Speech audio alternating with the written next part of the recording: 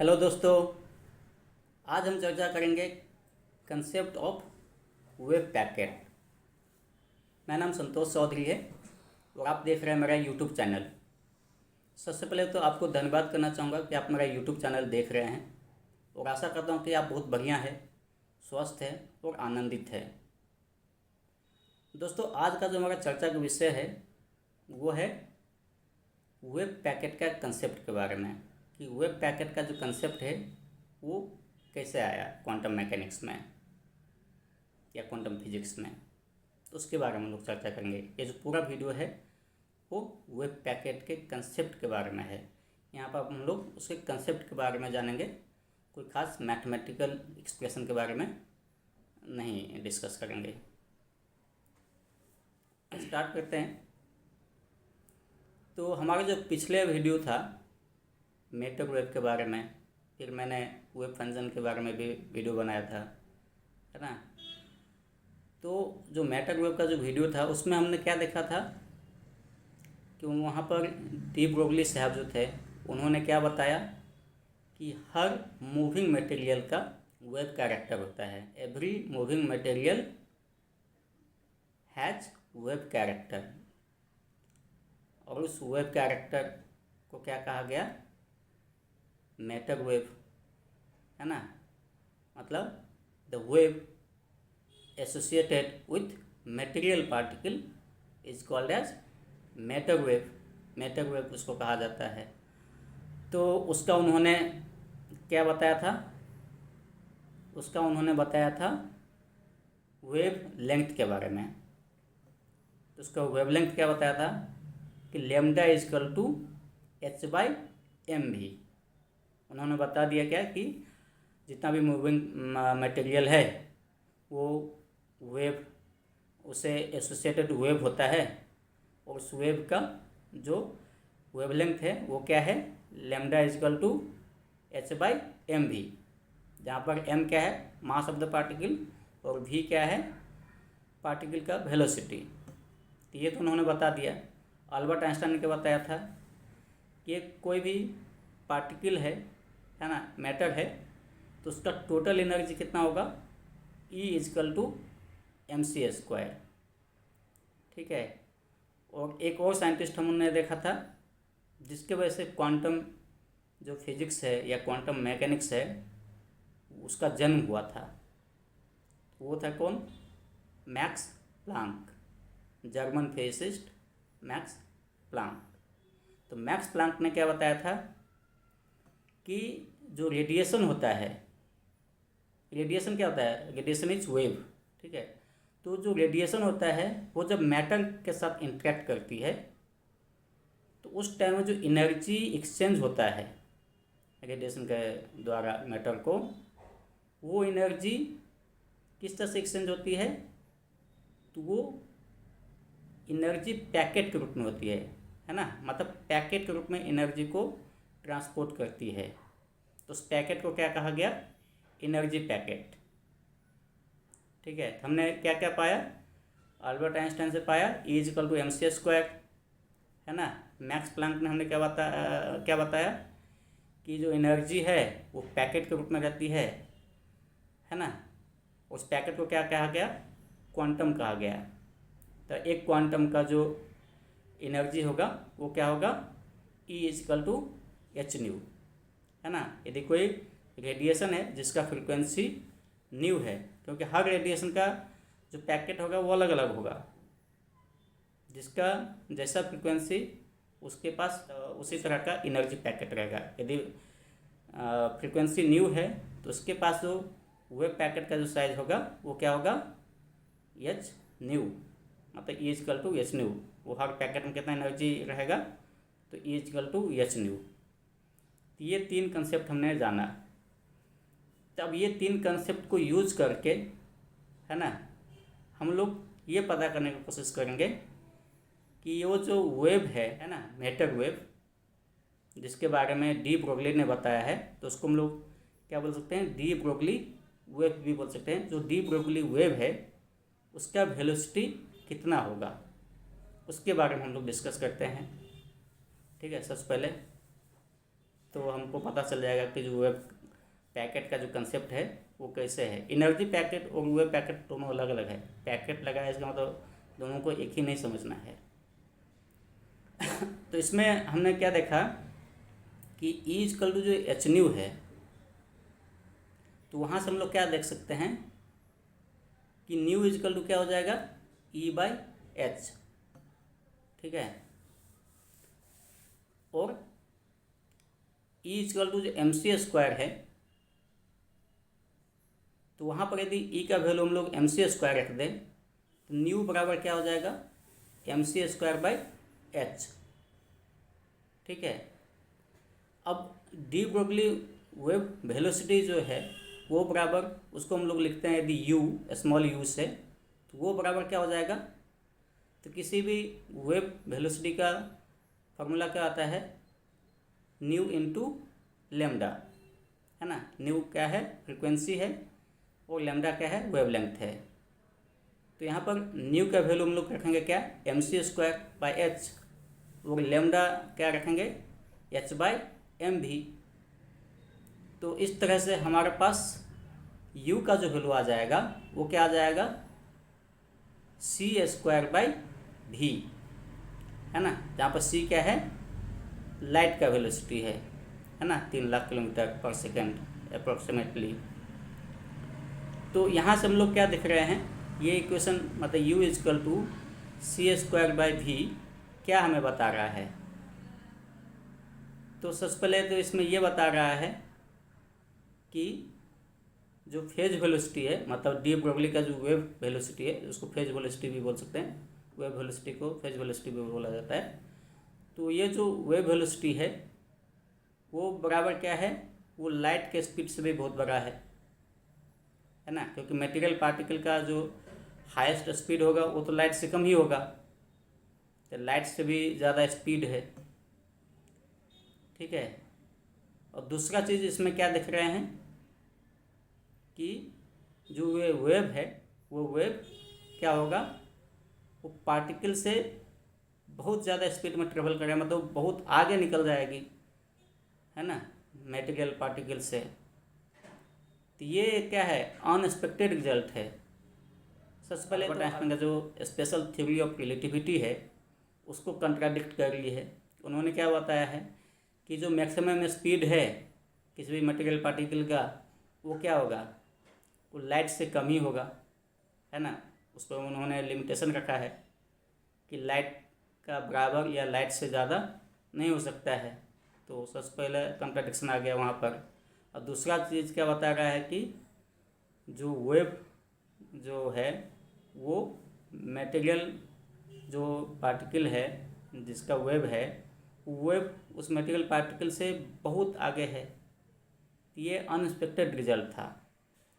तो ये एक क्या हो गया, प्रॉब्लम आ गई, है ना, कि ये तो काम ही नहीं कर रहा है। तब तो डी ब्रोगली का जो कंसेप्ट है मैटर वेव्स का, ये तो यहाँ पर खारिज हो जाएगी, ठीक है। इसको कैसे सॉल्व किया जाए, तो अब सॉल्व करने वाला मतलब सॉल्व हो नहीं रहा था, साइंटिस्ट परेशान थे। तो फिर आए ऑस्ट्रेलियन फिजिसिस्ट श्रोडिंगर। उन्होंने इस पर बहुत सोच विचार किया, उन्होंने बहुत थिंक किया कि इसको किस तरह से रिजॉल्व किया जाए, ये जो प्रॉब्लम है इसको रिजॉल्व कैसे किया जाए। ये वेब का जो मैटर वेब का कंसेप्ट है वो तो सही है, लेकिन ये जो रिजल्ट आ रही है अनएक्सपेक्टेड है, तो इसको कैसे मतलब सॉल्व किया जाए। तो उन्होंने बहुत सोच विचार के उन्होंने एक नया कंसेप्ट दिया, वो बहुत ही रिवोल्यूशनरी कंसेप्ट था। उन्होंने बोला कि आप लोग परेशान मत होइए,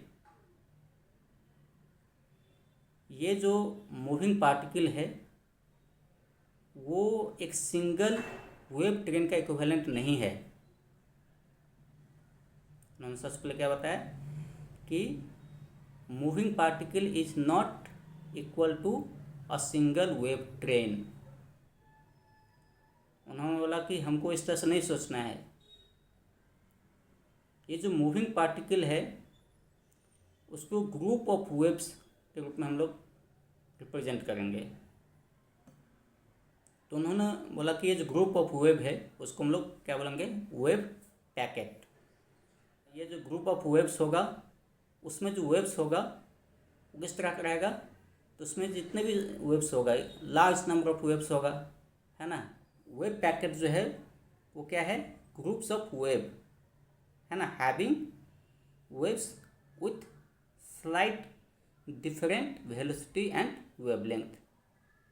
तो उन्होंने बोला कि हम लोग इस तरह से सोचेंगे कि ये जो मूविंग पार्टिकल है वो किसी सिंगल वेव ट्रेन के इक्विवेलेंट नहीं है, बल्कि ये एक वेव पैकेट का इक्विवेलेंट है। और वेव पैकेट क्या है, तो वो ग्रुप ऑफ वेव्स है जहाँ पर, है ना, जो वेव्स हैं उनका जो वेलोसिटी है, वो जो वेवलेंथ है वो स्लाइटली डिफर कर रहा है, और उसका जो फेज और एम्पलीट्यूड जो होगा हर जो उसमें जो वेव्स रहेंगे वो इस तरह का रहेगा कि वो एक छोटे से रीजन में कंस्ट्रक्टिव इंटरफेरेंस प्रोड्यूस करें, ठीक है, और उस रीजन के बाहर डिस्ट्रक्टिव इंटरफेरेंस प्रोड्यूस करें, ताकि उस रीजन के बाहर पार्टिकल का होने का जो प्रोबेबिलिटी है वो रिड्यूस होगा 0, और वो जो छोटा सा रीजन है जिसको हम वेव पैकेट बोल रहे हैं वहाँ पर क्या होगा, मैक्सिमम होगा प्रोबेबिलिटी पार्टिकल का फाइंड होने का। तो इस तरह से उन्होंने एक रिवोल्यूशनरी आइडिया दिया वेव पैकेट का। तो यहाँ से हम लोग क्या बोल सकते हैं, वेव पैकेट क्या है, wave packet is group of waves having slightly different velocity and wavelength. तो ये एक आइडिया हुआ। अब ये जो ग्रुप ऑफ वेव्स है ना, जिसको वेव पैकेट बोला जा रहा है, तो उसको कैसे रिप्रेजेंट करेंगे, तो उसमें जो इंडिविजुअल वेव है ना, तो हर इंडिविजुअल वेव का अपना एम्पलीट्यूड है, तो उसका जो मैक्सिमम जो एम्पलीट्यूड है उसको जोड़ते हुए जो हम एक कर्व बनाएंगे इस तरह का बनेगा, है ना, मतलब इसका इतना है, इसका थोड़ा ज़्यादा है, कम है, ज़्यादा है, तो उसको जो जोड़ेंगे एक किसी कर्व से, तो वो क्या बनाएगा, इन्वॉल्व, है ना। तो वेव पैकेट का इन्वॉल्व होगा, तो वो इन्वॉल्व जो है वो मूव कर रहा है, ठीक है, तो उसका जो स्पीड होगा उसको हम लोग क्या बोलेंगे, ग्रुप वेलोसिटी। जो इन्वॉल्व बन रहा है उसका जो स्पीड होगा उसको हम लोग क्या बोलेंगे, ग्रुप वेलोसिटी, ठीक है। तो ये ग्रुप वेलोसिटी को हम लोग रिप्रेजेंट करेंगे कैपिटल जी से।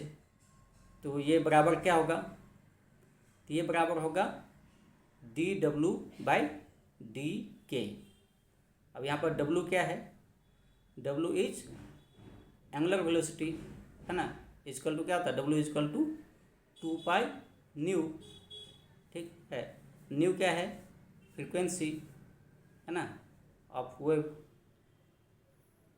और K क्या है, वो है वेव मतलब प्रोपगेशन कांस्टेंट, उसको प्रोपगेशन कांस्टेंट कहा जाता है K को। तो K एक्चुअल में क्या होता है, तो K होता है एंगुलर वेलोसिटी, और जो वेव का जो वेलोसिटी है उसका जो रेशियो होता है उसको कहा जाता है प्रोपगेशन कांस्टेंट। मतलब एंगुलर वेलोसिटी को हम लोग ओमेगा से डिनोट करते हैं, और जो फेज वेलोसिटी है उसको U से डिनोट कर रहे हैं, मतलब वेव वेलोसिटी को। तो W/U जो है वो क्या होगा, प्रोपगेशन कांस्टेंट, है ना।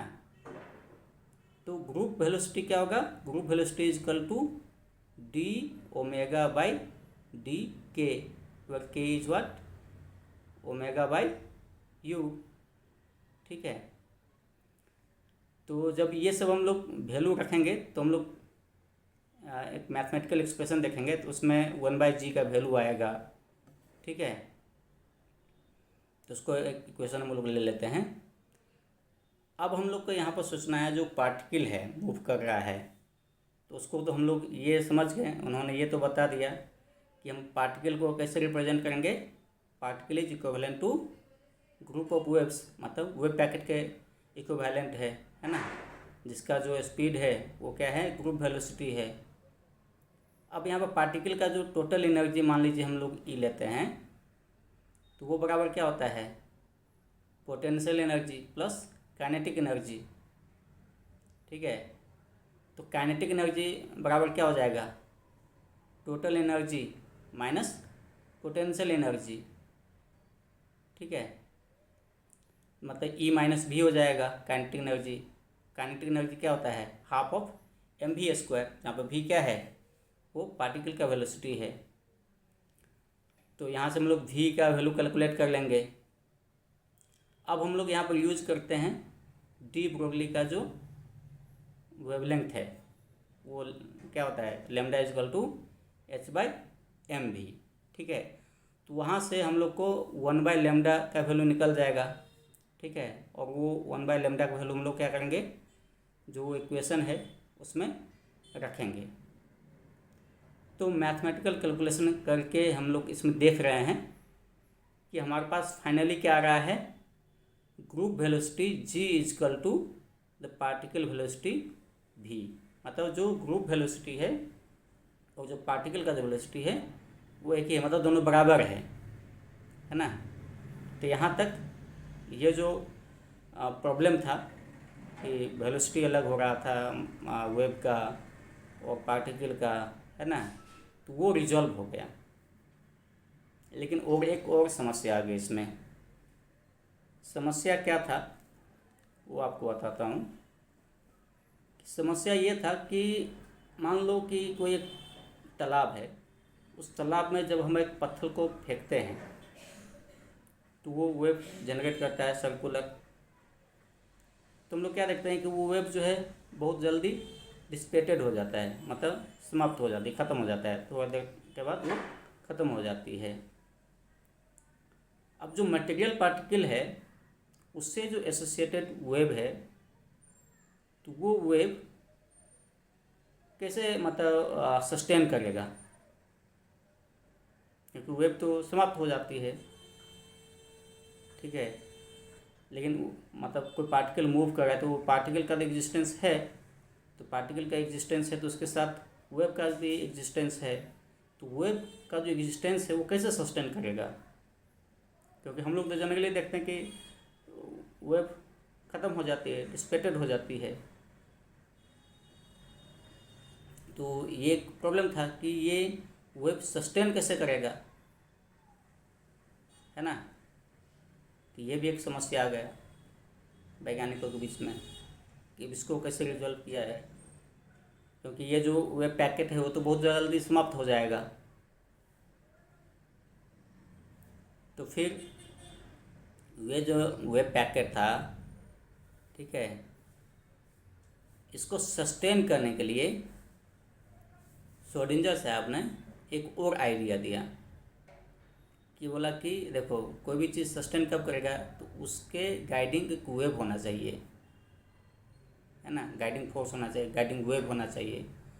तो उन्होंने गाइडिंग वेव का भी कंसेप्ट दिया कि बोला कि देयर इज गाइडिंग वेव, है ना।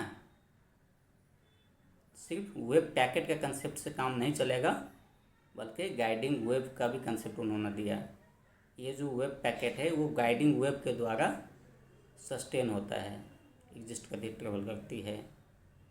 ठीक है, और ये जो गाइडिंग वेव होगा वो गाइडिंग वेव कैसा होगा, तो उसके लिए उन्होंने एक इक्वेशन दिया था जिसको हम लोग क्या बोलते हैं, श्रोडिंगर वेव इक्वेशन, है ना, या उसको हम लोग बोलते हैं श्रोडिंगर, है ना, इक्वेशन ऑफ मैटर वेव्स।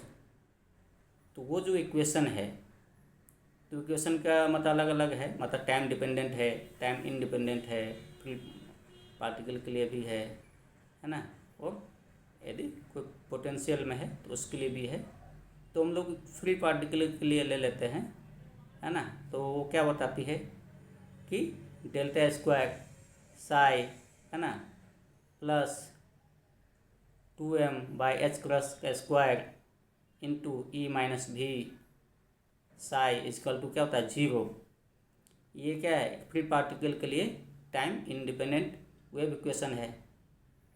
तो टाइम इंडिपेंडेंट के केस में यदि हम लोग गाइडिंग वेव लेंगे तो यहाँ पर जो वेव आ रहा है साई, है ना, इसको क्या बोलते हैं, वेव फंक्शन। तो ये जो गाइडिंग वेव है वो इस इक्वेशन को सेटिस्फाई करना चाहिए, ठीक है। इस तरह से फिर उन्होंने इस प्रॉब्लम को भी रिजॉल्व कर दिया कि वेव पैकेट सस्टेन कैसे करेगा। तो उसके लिए एक गाइडिंग वेव होगा और वो गाइडिंग वेव जो श्रोडिंगर का जो इक्वेशन है उसको सेटिस्फाई करेगी। यहाँ से हम लोगों ने क्या देखा, अब इसमें एक और चीज़ थी, जो एक क्वेश्चन था कि ये जो दोनों कैरेक्टर है, मटेरियल मतलब पार्टिकल कैरेक्टर और वेव कैरेक्टर, वो दोनों एक साथ एग्जिबिट करती है क्या? तो नहीं, दोनों एक साथ एग्जिबिट नहीं करेगी। पार्टिकल नेचर और वेव नेचर जो है वो क्या है, एक दूसरे के कम्प्लीमेंट्री है, पूरक है।